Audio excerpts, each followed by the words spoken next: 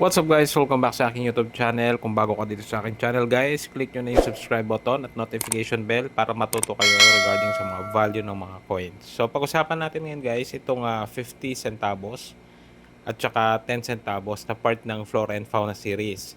So dito kasi guys, may error po sa kanyang spelling, which is ito po, 50 cents, Fite Kofaga, and yung error coin po is Fite Kobaga. So yung P po ay naging B. And para naman po sa 10 cents ay ito, Pandaka Pigmaya and Pandaka Pigmea. Wala po siyang letter A after the letter M.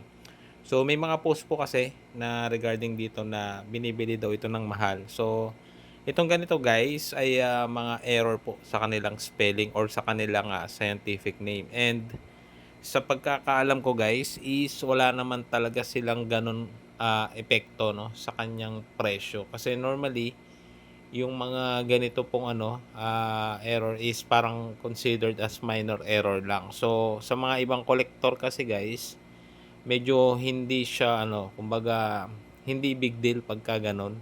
Unless po pagka mga different error na po, yung mga double struck or wrong planche na na coin. So, pagdating naman po dito is considered as minor.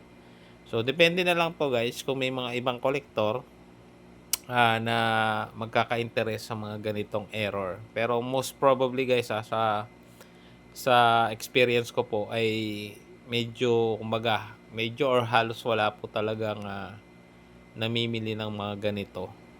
Kung meron man guys, napakaliit lang ng value no ng mga ganito. So hindi siya talagang rare na but considered siya na error. But minor error lang po.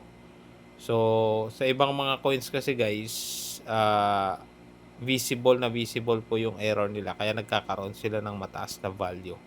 Pero pagdating po sa ganitong coins, especially mga common coins, tapos minor error lang is, wala po talaga siyang nagiging effect sa presyo niya. So, yun guys. I hope na bigyan ko kayo ng idea regarding this coin.